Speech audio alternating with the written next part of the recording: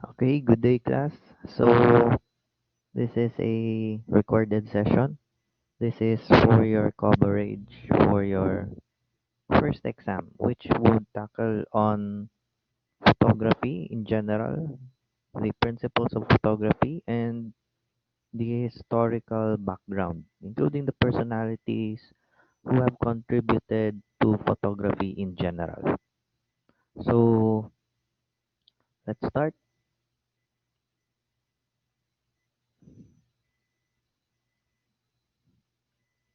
So, when we say the word photography, let's tackle around its meaning.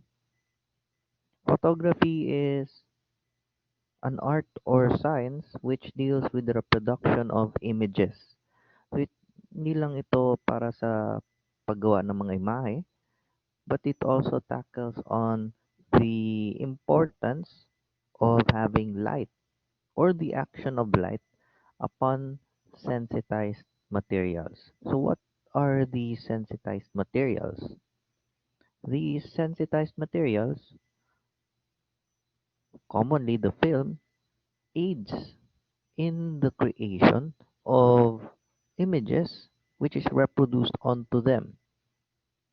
So with the help of light and series of mirrors and of course yung mga lens, it would reflect and permanently display those images that were captured to the sensitized materials. And it would be viewable once it would be developed and it would be enhanced by certain processes and equipment. So in photography, it is the reproduction of images again through the action of light with the aid of a camera. Okay? So yung camera po, yan yung ginagamit po natin para kumuha ng mga litrato. So where did we derive the word photography or the word photo?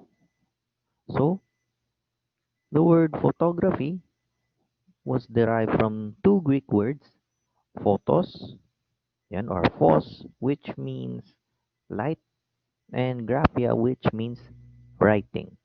So in the Greek language, it is derived as writing with light.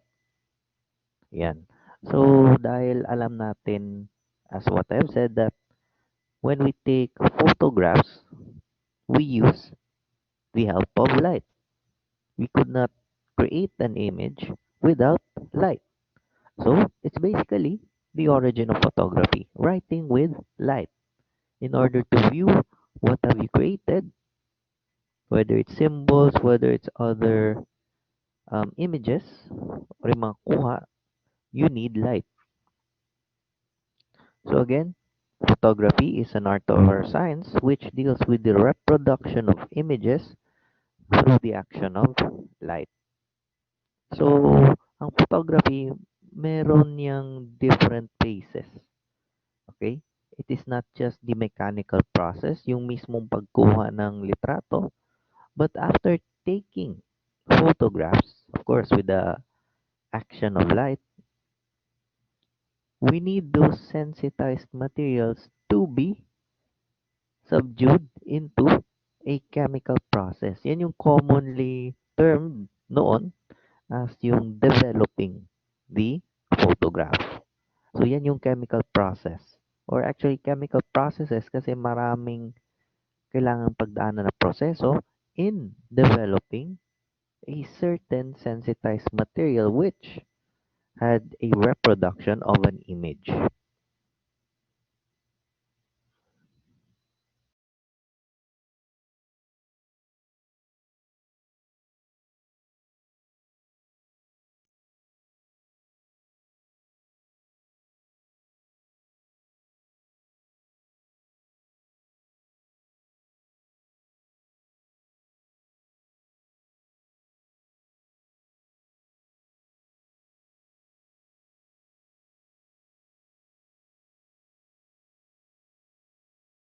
Pieces of evidence and documenting them while they're still in the crime scene.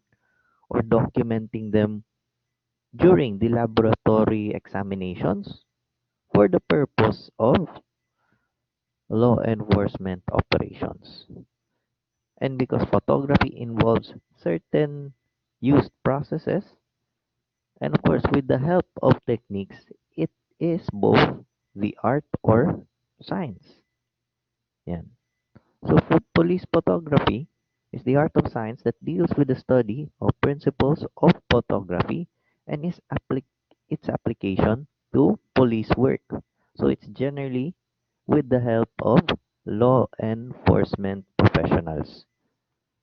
So, yung kaiba niya sa general photography na definition, it is being applied in police work. So, napakarami niyan. Whether you document piece of evidence, document an event, or during laboratory examinations, or even yung promotion or yung public relations ng law enforcers, it is being used. So, it's one of those important jobs, especially in investigating crimes. So, yan po yung police photography. Please take note. And also, we have a different but also related term, which is forensic photography. So, when we say forensic photography, its difference with the general term na photography, it is used for and within the legal process. For short, ang forensic photography, ginagamit yan in order to be presented in court proceedings. Yan. Whether it's for the prosecution or yung mismong trial sa korte with the judge. Yan. That is forensic photography. Okay? It is the recording of objects and scenes to be used for and within the legal process. Primarily, yan yung documentation, pag-a-analyze during court proceedings, and information na kinakailangan ng korte in providing the correct judgment for a certain case na presented sa kanila. So, yung mga photographs that would be exhibited in court as pieces of evidence, they're basically forensic photographs. Sila yung produkto ng mga nakalap ng mga law enforcers and investigators in order to provide information which is vital for a certain case presented in court. Okay? So, when we say forensic from the word forum, yan, or forensos, which is basically a forum. I think that is in Greek terms. Yes, it is in Greek terms, yung forensic na word. So, when we say forensic, whether it's forensic photography or forensic science in general, it is the application of science o yung applied science in order to elucidate laws and to be presented in court. Yan. With the help of certain procedures and adherence to legal standards na sinet ng korte, itong criminalistics or forensic science, yung mga nakalap na information at mga ebidensya dyan is admissible to be exhibited during court proceedings. Okay? So, let's try to separate those two, yung forensic photography at criminalistics or forensic science. Yeah. So, criminalistics is the general term. Forensic science, because it is used to be presented in court and elucidate problems or cases. Yan. In order to identify, preserve, and interpret those physical evidence and in order for them to be exhibited in court. Parte ng criminalistics itong forensic photography. It is an integral part of forensic science or criminalistics due to its processes of recording and identifying those physical evidence, which would then be interpreted by duly licensed and highly trained personnel of law enforcement. Okay? So, in forensic photography, meron po tayong mga questions, just some of them that are being questioned and would be answered through these photographs. Yan. So, are those photographs complete, tell a complete story? Or are those photographs unbiased and objective yung approach? Which means, wala silang kinakampihan. It's not really part of something incriminating sa kahit sinong dawit sa kaso. And are those photographs collected sufficient and have good quality in order to be analyzed? Yan. And can the photographer or yung member ng law enforcement explain it in court ano yung nasa photograph? Yan. And can it be reproduced para i-exhibit sa korte or ma-present sa korte? So those are just some of the questions in forensic photography.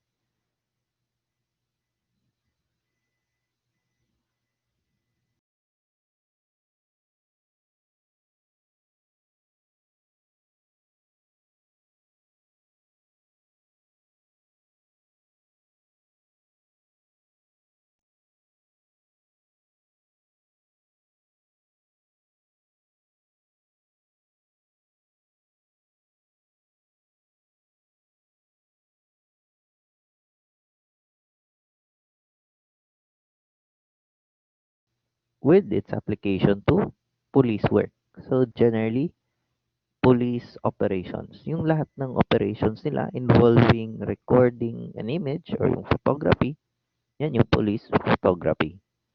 When you say forensic photography, medyo magkaiba dahil yung purpose niya is not merely for law enforcement lang. It's generally in relation to the crime that has occurred, but it is specifically for court proceedings.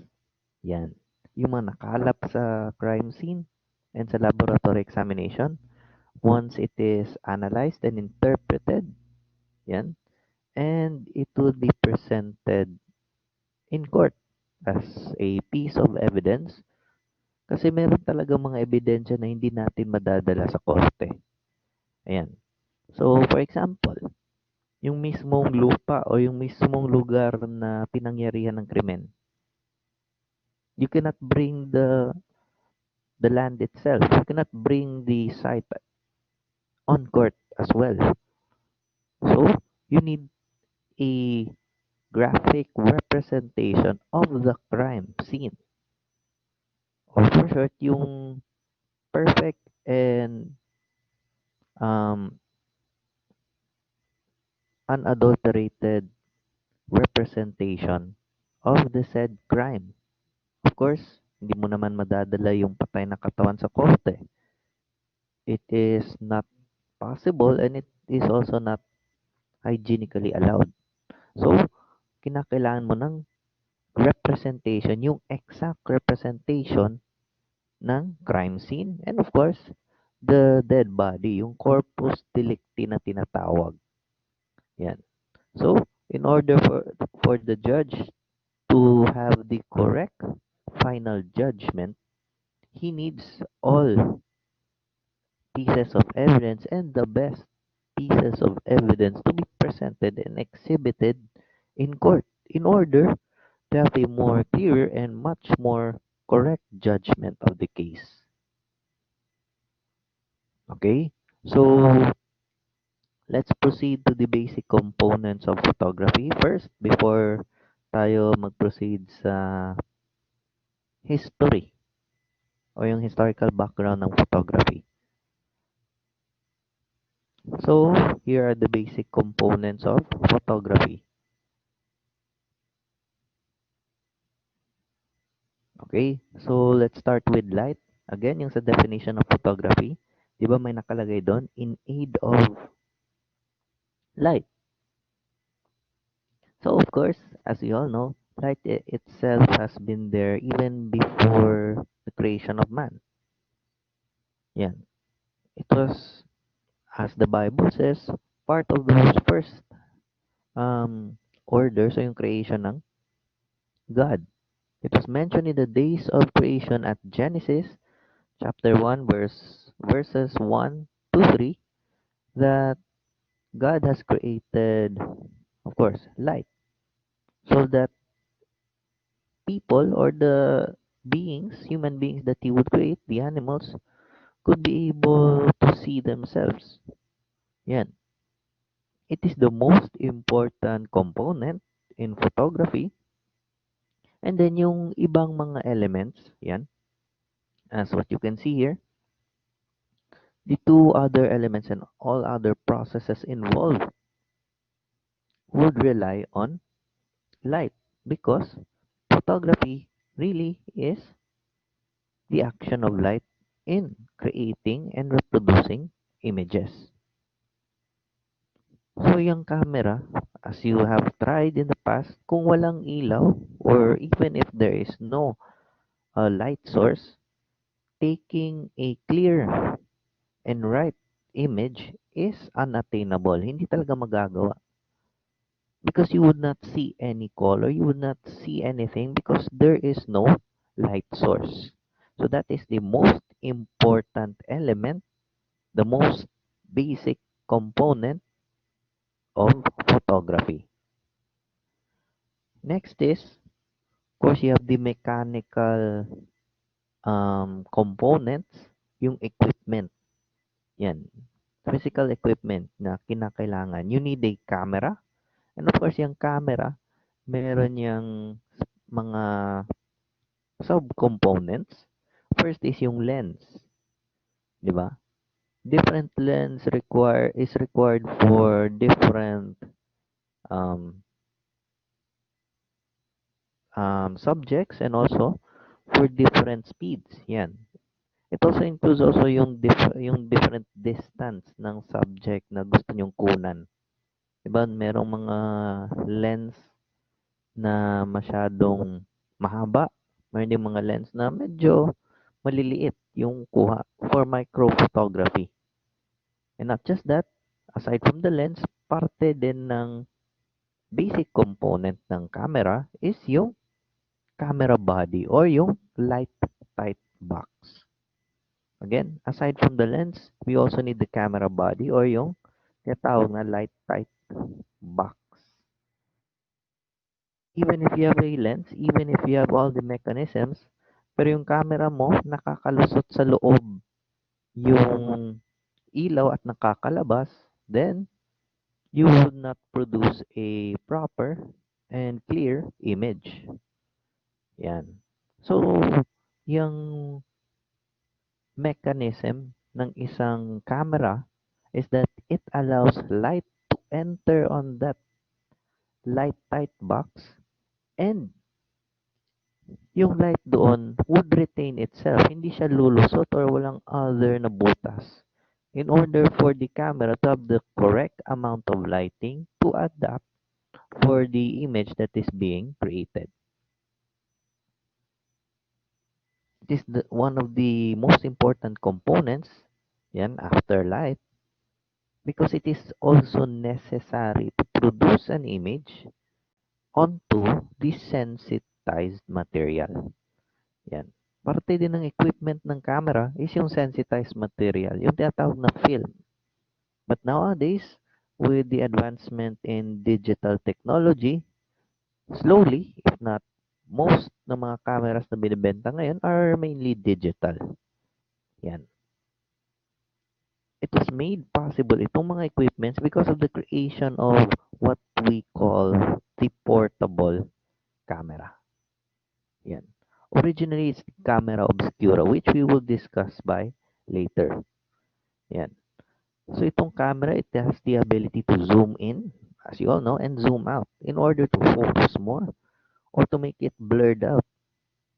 And of course, yung depth ng subject.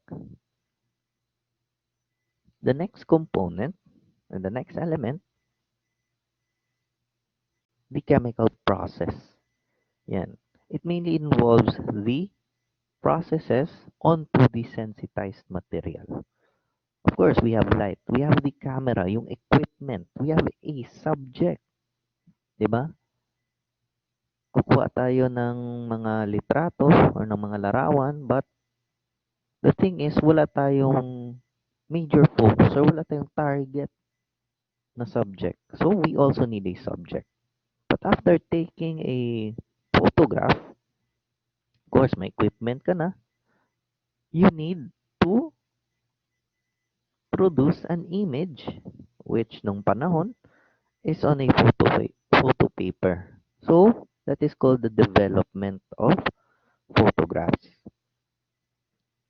So, in developing photographs, you really need your sensitized material to be developed in the chemical process. Yan. With the use of that chemical process, it is highly necessary in order for the latent image na nanggaling sa sensitized material, yung film, in order for it to be obscured and would be reproduced perfectly as how it was took or paano yung kinuha ng or paano nakuha originally ng photographer yung image. Yan. Yung sensitized material na sasabi ko, it is a light sensitive material na yung composition niya naka-include tong silver nitrates and silver chlorides, which again will be discussed further. Yan.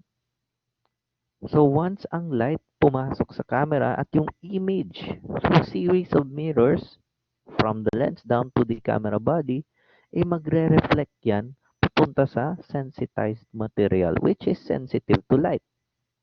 Yan. And then, once the photographer has already took the camera, yan, it would permanently record the image that was being took. And once that image is already on the sensitized material, it must be then reproduced through the use of the chemical processes at yung mga chemicals na involved in order to start and complete the development process of a photograph. Yan. So please take note of these terms. You would encounter this again. Itong hydroquinone. Yan. It is a chemical used to develop the said sensitized material onto the photo paper para makita na yung mga images na nakuha. Yan. The latent images will be developed and itong fixer, yung nagtatanggal ng mga harmful chemicals at naglilinis sa itsura ng image sa nasabing photo paper, yan, it would be called the fixer. And yung fixer niyan is called hypo. Ang hypo, it is a compound, a liquid compound which is composed of water and sodium thiosulfate. Yan, kinakailangan yan para malinis yung maging end product, yung photograph, and that all the unnecessary chemicals or yung mga chemicals from the hydroquinone would be diluted or will dry upon the image.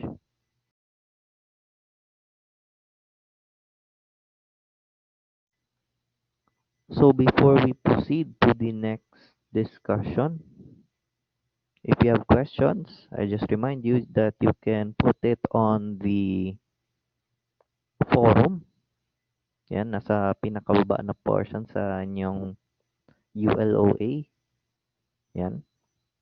So before we start with the development of true photography, let us check first the significance.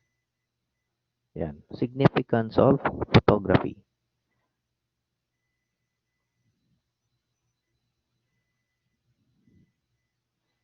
So the significance of photography, especially sa atin sa law enforcement, it serves four primary functions.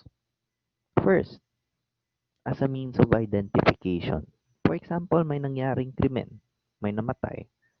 how would we identify and establish that a crime has occurred? So, kailangan may pakita yung patay na katawan. Yan. And also all other pertinent pieces of evidence that is important to answer the questions surrounding the case. Also, included sa mga functions ng forensic photography in law enforcement is the discovery or discovering, recording, and preserving of those pieces of evidence.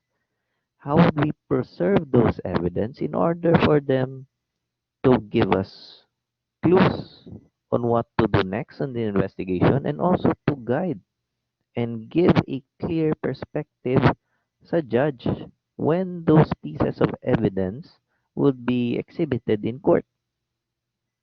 So bago natin ipipresenta sa korte yan, kailangan may tamang preservation sa mga ebidensya. In your fundamentals of criminal investigation and intelligence, you have been taught on the proper preservation of physical evidence from the crime scene, how it is collected, up until the laboratory examination and upon presentation and exhibiting in court. Pero dito sa photography, that is part of that process in which how do we create an exact representation of the crime scene na hindi natin dinadala yung patay na katawan at yung mismong lugar sa korte. Kasi imposible naman dalhin yun sa korte yung mga patay na katawan at yung mismong lugar. We could not also force the judge to decide on the case while visiting the crime scene. So, nandun talaga yan sa mismong courtroom. So, even if nasa courtroom tayo, nasa trial, how would we bring the exact representation of the crime scene in court? So, we needed police photography. We needed forensic photography or photography in general in order to let the judge have a proper view and a proper judgment on the case at hand. Yan. In order to record and preserve what exactly is the face or yung itsura mismo ng crime scene once it was discovered. Yan. So, the use of photography is to provide an exact recording and to preserve the crime scene as it was discovered first. Yan. Also, it, it functions as a way to present in the courtroom an impression of the pertinent elements of the crime. Hindi lang yung corpus delicti o yung patay na katawan. It also includes yung mga entrance and exit points sa crime scene, yung mga kagamitan na nasa crime scene, yan.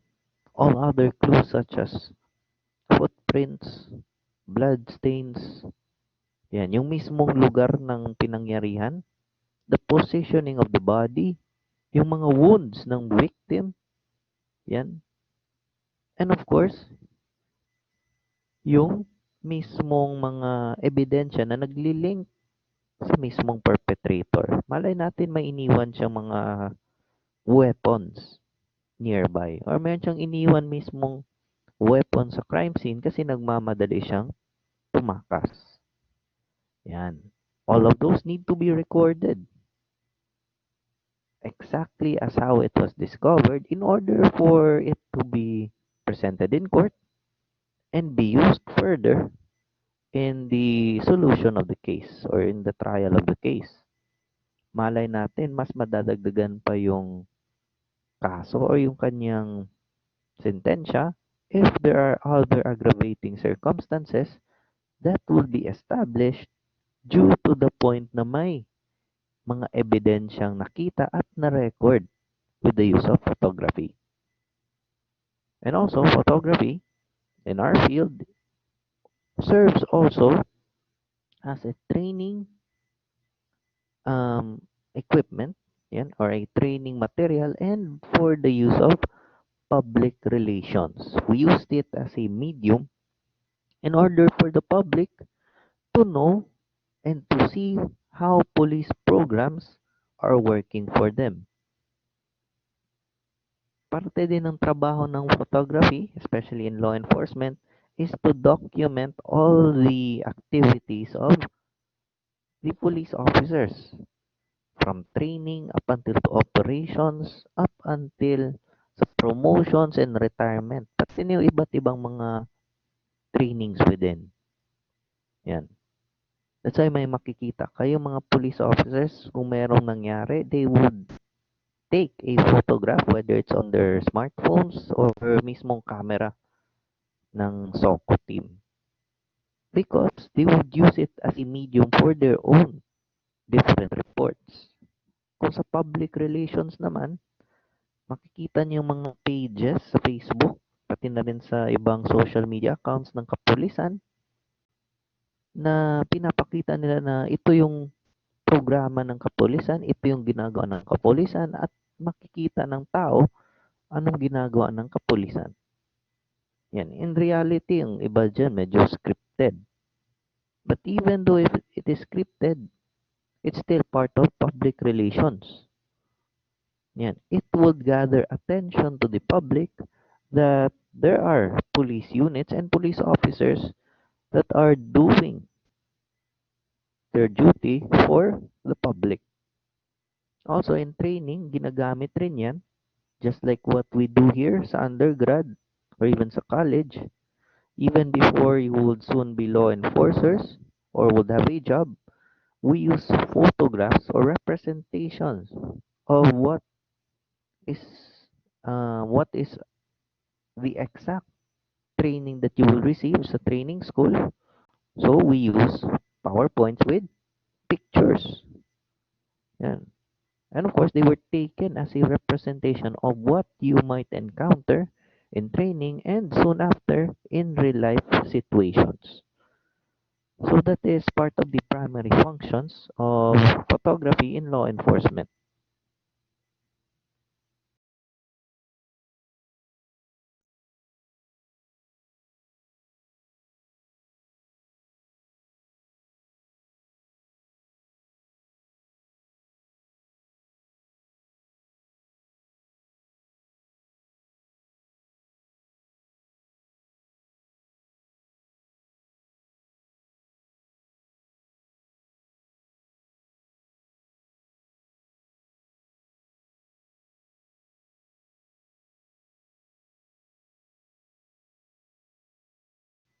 Yan. So ang PNP under the laboratory group, parte ng crime laboratory ang function ng forensic photography.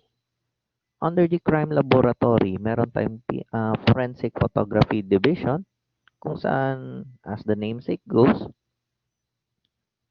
would provide photography not just for crime scenes, but also conduct trainings on how to properly take photographs, especially during criminal investigations. So yan yung trabaho ng PNP Forensic Photography Division under the Crime Laboratory. Yan. Photograph suspects and victims for identification, photograph of those pieces of evidence collected and submitted to the laboratory for laboratory examination. Crime scene photography, of course. Crime scene sketching. It is also being uh, taken into consideration. And of course, comparative examination and analysis of question photographs and other questioned documents. Yan. So, that's part of their um, abilities and also yung kanilang services. Yan. As a method of discovering and recording, pati preserving ng mga ebidensya, photography is very important. As you can see there, that is a an ambush incident, yan, in which the victim has been shot while inside his pickup truck by at that time unidentified individuals na armado. So with the use of photographs, specifically crime scene photography, it helped discover things that were initially undiscovered sa initial crime scene investigation search. Yan. Even if yung crime scene investigation search, yung tinuro sa inyo sa crime scene investigation, even if meticulous na yung pag-search nyo ng crime scene, pero meron pa ring somehow nakitang bago, once you have seen photographs, then it will give a more accurate judgment sa kung ano nangyari. Yan. It also records the whole crime scene and, of course, the pieces of evidence much more accurately. Yan. As you can see,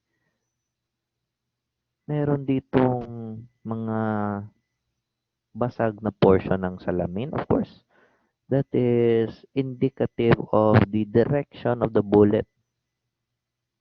So dahil meron ditong mga basag na portions na glass or maraming basag na bubog, it denotes that the bullet was coming from the outside. Ayan. As you can see, meron diyang mga maliliit na bubog on this area. If you can see it clearly, it denotes that the gunmen were on the right side or sa passenger side and were from the outside shooting in. Ayan. So also, as a method of discovering, recording, and preserving evidence, before na i-collecta yung evidence, and before siya idadala ng SOCO sa crime laboratory for further examination, it is being photographed in the exact physical condition as it was discovered. Kaya nga, 'di ba, sa crime scene investigation, once you touch it, you altered it or contaminated it, then the crime scene investigation or yung investigation in general is already compromised. Yan. So before nila kukunin yung mga ebidensya, they would need to photograph it carefully and systematically.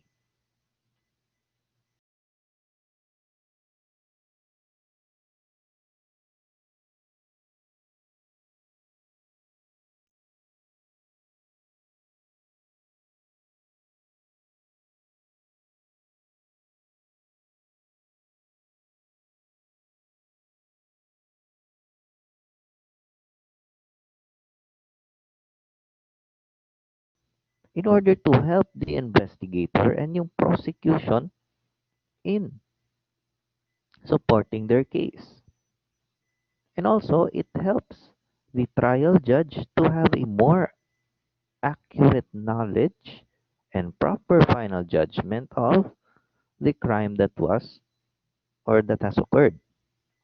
And also, with the use of photographs or forensic photographs that will be presented in court, it will give the appropriate support on the testimonies ng mga witness, ng victims, or ng accused. Yan. Kasi hindi pwede na puro testimonya lang ang pinipresenta sa korte. Those testimonies need to be supported by physical evidence. So, if the physical evidence is not really feasible to be presented in court, literally, yung hindi siya pwede dalhin sa korte, then there is no other graphic representation of that exact evidence but to produce photographs, di ba? Bloodstain sa wall, alang naman dalhin mo yung pader sa korte. So you need photographs in order to exhibit it in court. And once you have that, it would support the testimony of either the victim, the witness, or the accused.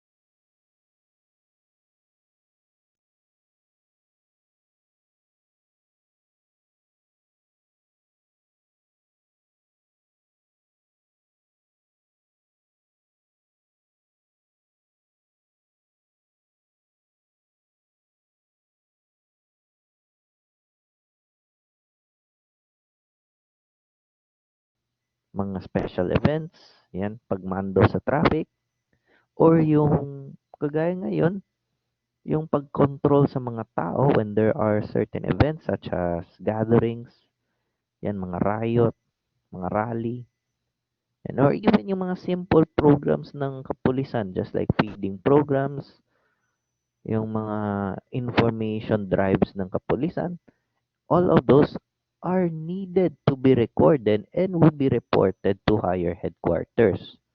So, paano yan marirecord? Of course, with the use of photographs.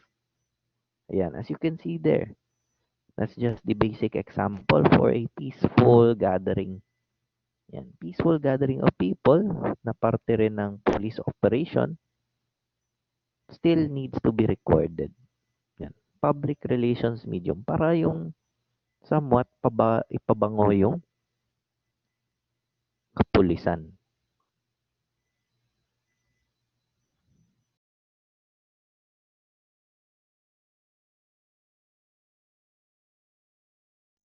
So here are some of those key things you need to consider in forensic photography. Yan. Isa yan sa mga pinaka-critical na functions, especially during crime scene investigations. And also, upon presentation of those pieces of evidence and exhibiting them in court.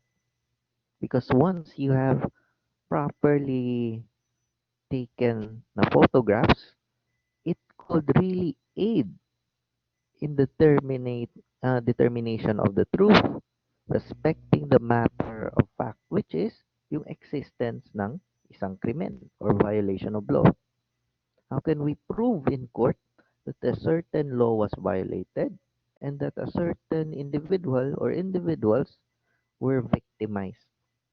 So, we could use photographs. Next, photographs represents pieces of evidence that are not feasible or cannot be brought in court and would give them a graphic representation.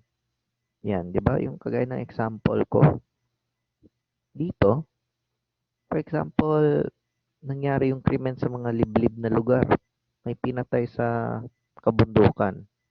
So, saan man nato na pag-represent ana or pag-document ana just like how it was discovered and then exhibiting them in court. Alangan dalon nimo ang tibuok kalasangan. 'Di ba? Alangan dalon nimo sa korte ang patayng lawas.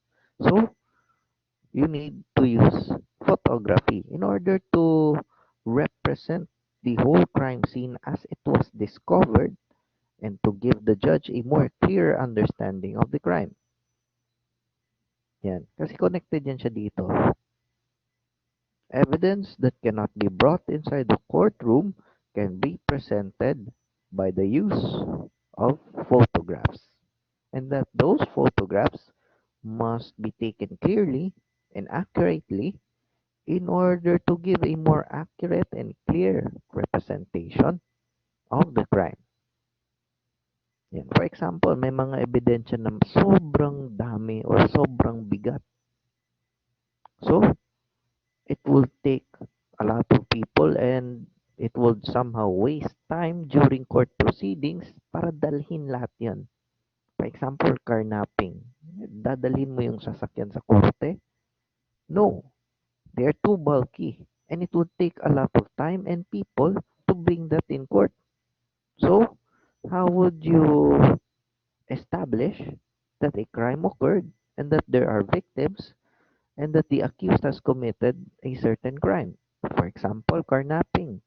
So, in cases of vehicular accidents or car-related incidents, yan, photographs of the vehicle, photographs of the pieces of evidence in the vehicle are taken and, of course, presented in court to demonstrate para kay judge ano ang damages at anong nangyari sa sasakyan and, of course, anong nangyari between the accused and the victim inside the car.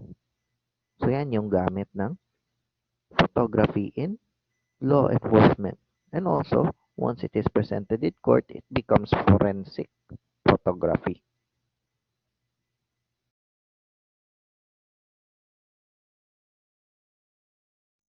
As you can see there are some other considerations for different scenarios kung saan gamit na gamit ang photography in determining the existence of crimes and solving those crimes. So you can just read it there.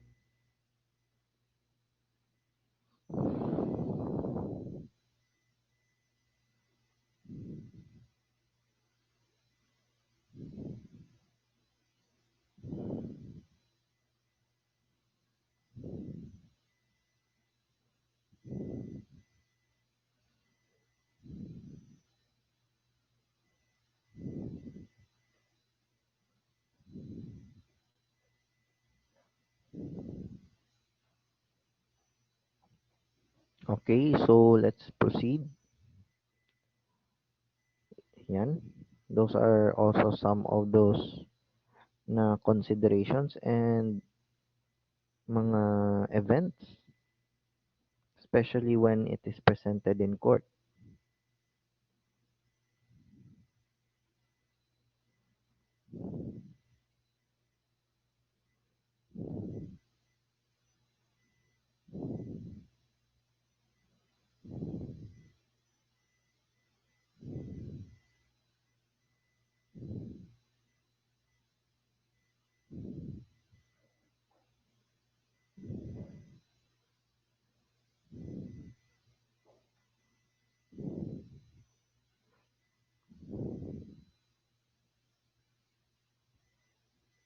So for other terms na nakikita nyo dyan, you can just review this discussion video or you can take a look at the presentation that was shared in the LMS.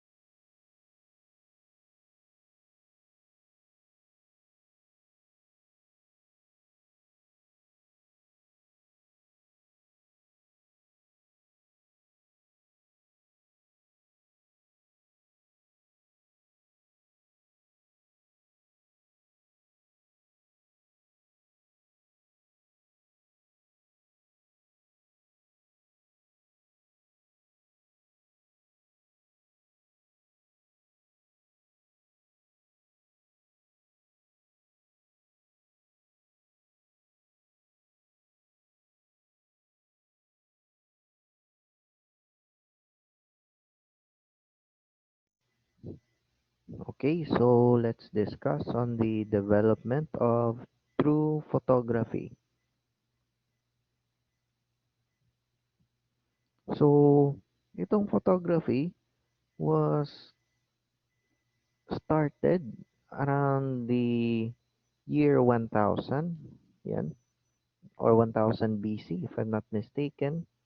Approximately at that time, itong si Alhazen bin Al-Haytham, yan, an Arab scholar, recorded one of the earliest uses of what has been known as the dark room, which later on was developed and called the camera obscura. So itong si Alhazen, he used darkroom kasi nakita niya na kung merong ilaw na papasok sa isang kwarto na madilim and it would be um, creating an image, then it is possible for it to be reproduced. Yan. So, ang itsura ng camera obscura, ganito.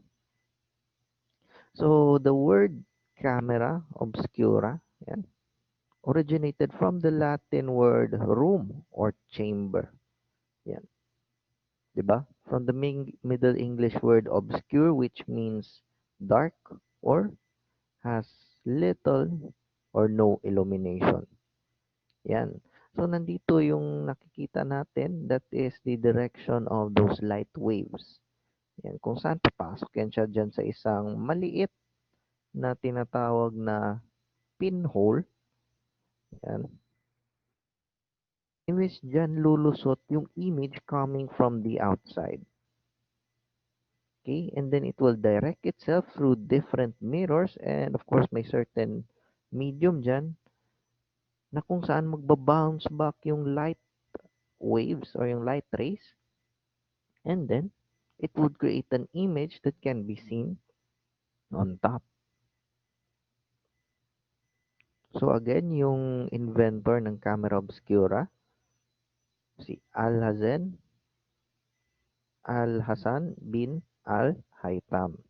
Yan, an Arab scholar, the first person to test the development of what is now known as the dark room. Okay?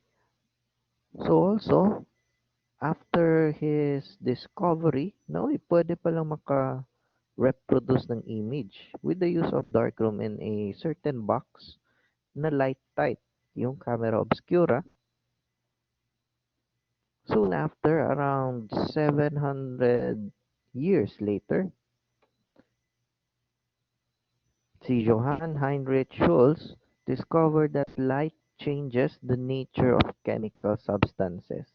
Itong si Schulz, siya nang nakakita na hindi lang pwede na meron tayong light tight box o yung camera, hindi lang pwede na may ilaw lang tayo, at hindi lang pwede na meron tayong subject na pagkukunan, but in order to clearly reproduce that what we call photograph, kinakailangan ng chemical process. He also found out that light o yung ambient light from the natural source ng sun turned the color of a mixture of chalk, silver halides, and nitric acid. Yan. Ginagawa niya na ang kulay puti or the white shade would turn soon into yellow. Yan. And soon after, yung kanyang theory was verified after 52 years by a Swedish chemist na si Carl Wilhelm Scheele. Na kung saan nakita din niya na yung ilaw galing sa violet end ng spectrum, as we all know, yung rainbow, would soon darken by the means of the silver chloride and would create further colors to add to the color spectrum.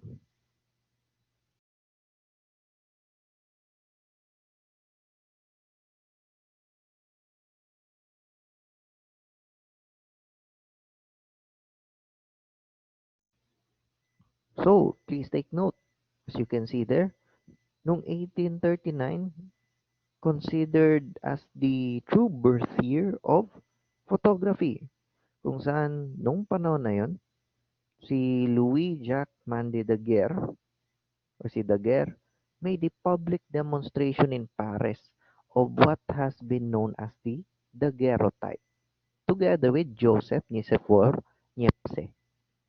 Yan. Itong si Niepce, siya yung first nag-patent ng heliograph. Yan, kung saan gumagamit ng ilaw from the sun to create writings. So with him and Daguerre, they created yung one of the earliest known um, photograph taking process or yung photograph camera na daguerreotype. Yan. So itong daguerreotype, it formed an image directly on the silver surface gamit ang isang metal plate. But soon after, meron siyang naging kalaban galing kay Henry Fox Talbot at yung kanyang calotype. Yan. Yan yung nagsilbing parang karibal ng daguerreotype. Yan. So as we can see, ito yung isa sa mga earliest photographs at that time, black and white, onto a paper-laden photo card na kung saan nakikita yung exact representation ng kinuha niya noon. And as time passes, it would soon turn into white and then would turn into yellow dahil sa mga chemicals na nasa papel. Okay? So kanina na isingit ko yung pangalan ni Henry Fox Talbot. He's actually this guy. Si William Henry Fox Talbot. Explained the process he had invented, which was the calotype process, nung nagpresenta siya sa harapan ng Royal Society of London. In that um, event, he demonstrated the production of a negative photograph. Yung nakikita natin ngayon at nalaman natin na negative.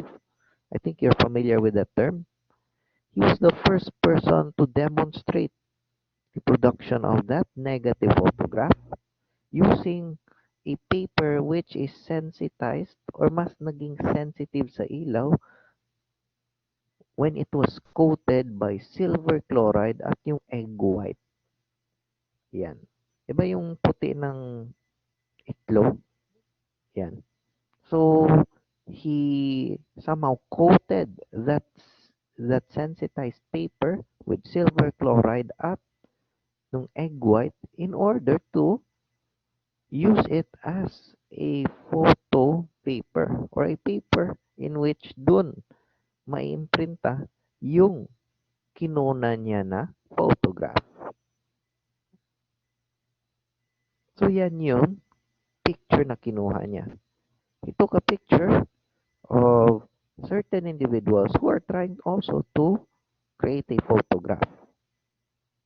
Nung panahon, ang pagkukuha ng photograph or the taking of pictures takes around 8 hours or at least 8 hours. Matagal talaga kasi kailangan na yung mismong individual or yung subject or subjects, hindi yan sila gagalaw ng ilang oras in order to create an image with the action of light, and it will be reproduced onto a piece of paper that was taken noong 1853.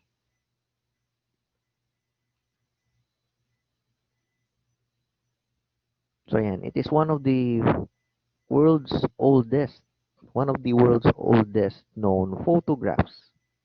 Yan, mula kay William Henry Fox Talbot. So yan, ilang oras na magpo-pose ang mga subjects para naman yung ilaw sa katagalan magbibigay ng reflection at exact representation ng imahe onto the sensitized paper coated together with sodium um, with silver chloride.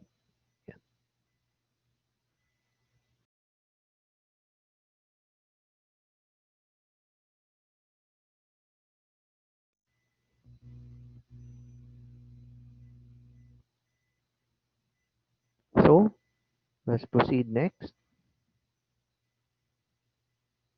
Yan. So, one of the earliest, and I think itong nasa left, as you can see, is the first photographic portrait image of a human.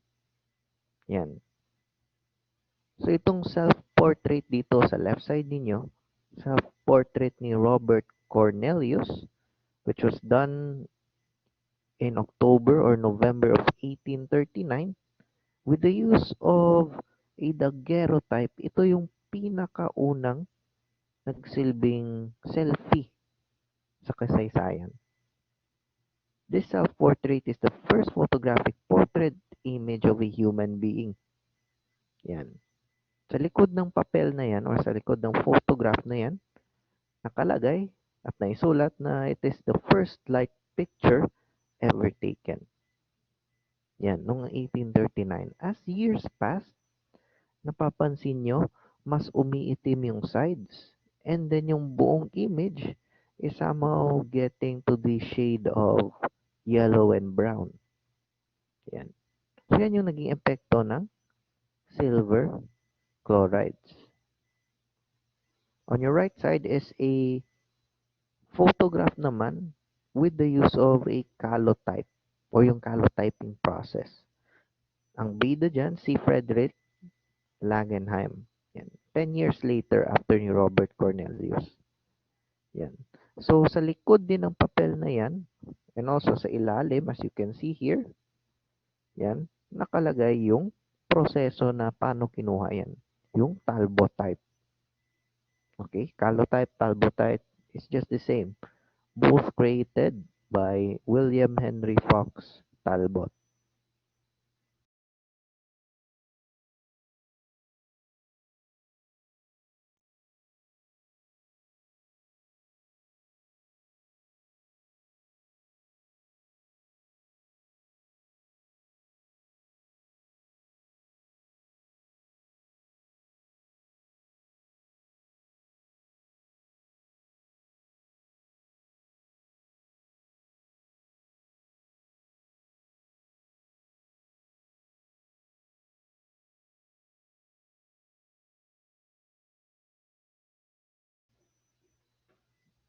Also, during the mid-19th century, as you can see on your right, is yung Brady stand.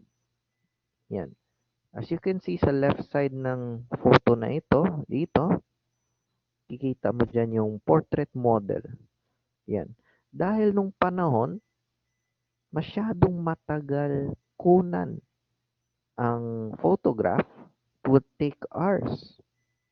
So, kinakailangan nila ng upuan na may armrest at may maliit na table para naman yung mga subject o yung mga kinukunan somehow magiging komportable sila through the stand of the through the process of taking photographs. 'Di ba kung matagal kang nakaupo, medyo mangangalay ka, you'll feel aches on your body. So in order to lessen that, they created this Brady stand. Of course, created by a famed US photographer, si Matthew Brady, in order for his clients to be comfortable while sitting for multiple hours just to take a photograph. Kasi yung tinatawag na exposure sa ilaw at exposure ng subject, masyadong matagal ng panahon.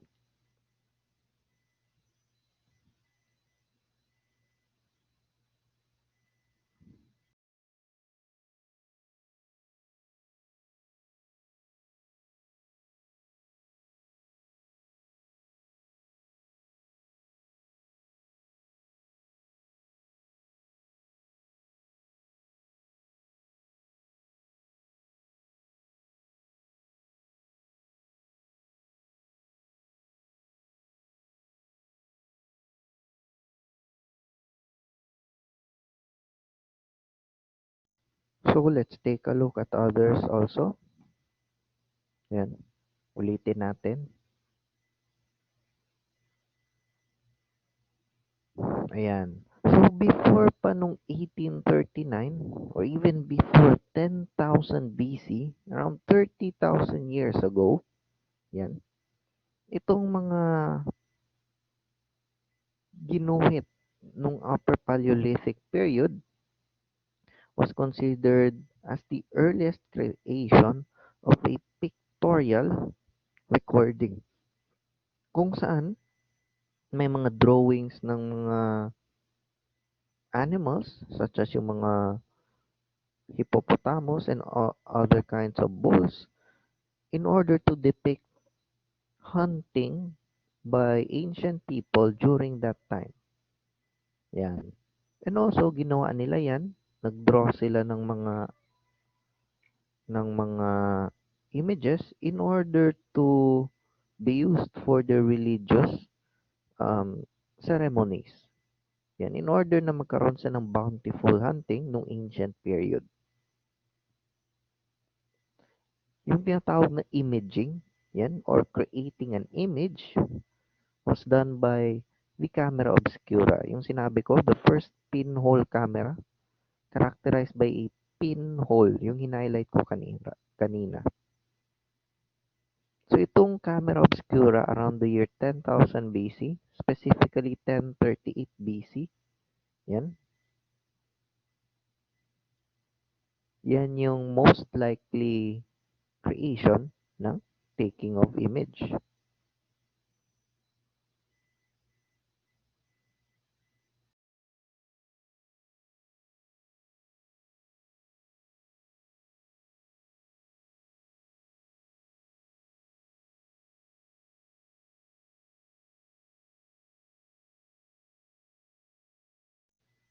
So those early pinhole cameras were used by scientists in order to observe the sun and in order for those artists nung panahon to create sketches or yung drawings nila.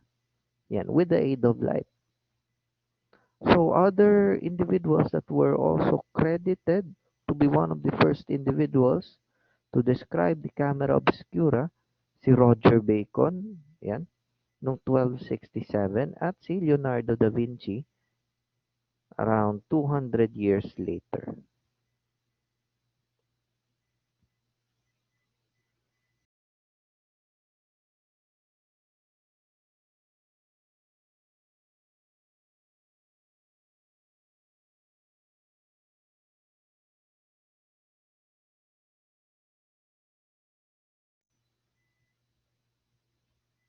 But one question still stands.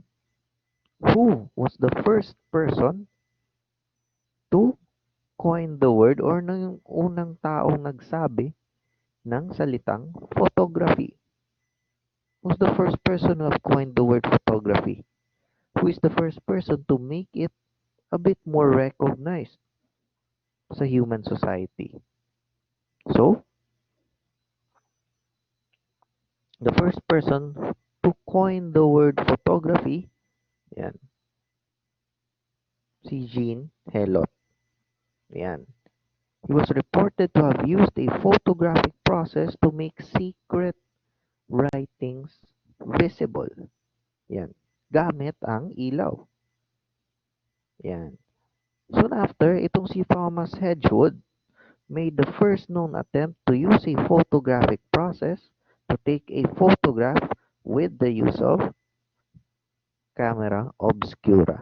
Pero itong si Thomas Wedgwood, nagkaroon siya ng kapalpakan dahil yung kanyang imahe na gusto niyang kunin was underexposed at yung kanyang produkto na nasa kanyang sensitized material o yung photo paper niya noon was not properly developed chemically.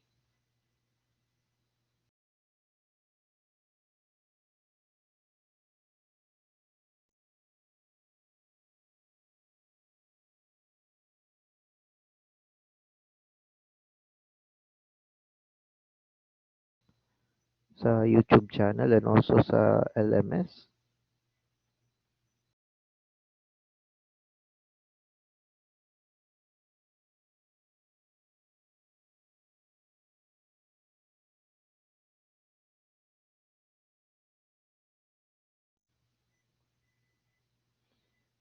In this book, nakita natin, or in this presentation, si Jean Helot have been considered by some as the first person to coin the word photography.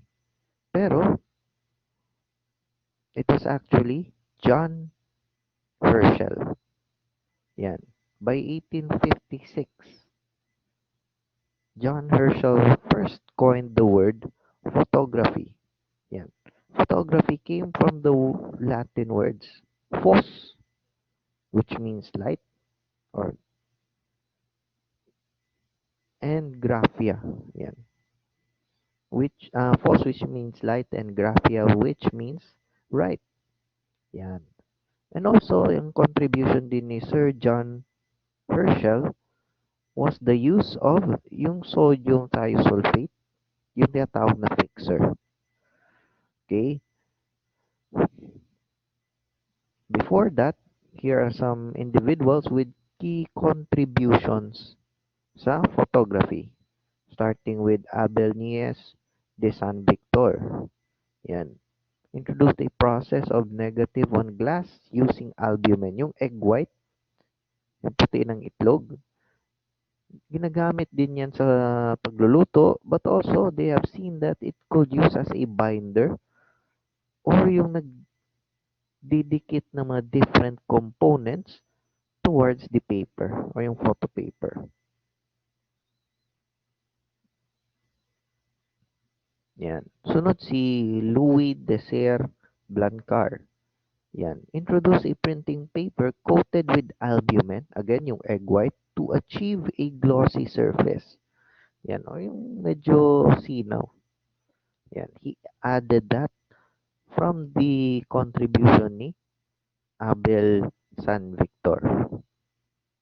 1 year later, itong si Frederick Scott Archer published a wet plate process together with collodion o yung collodion process.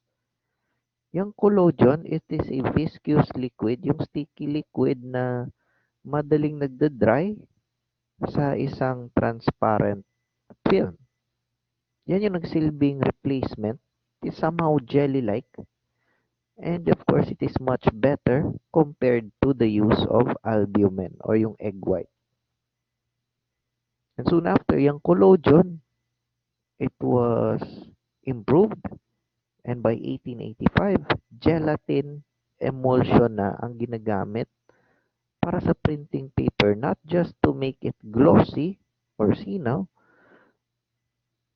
Ang iya pong ginabuhat sa gelatin emulsion is that it binds or yung pinagdikit-dikit niya yung mga silver halides at yung silver chlorides together with the photo paper.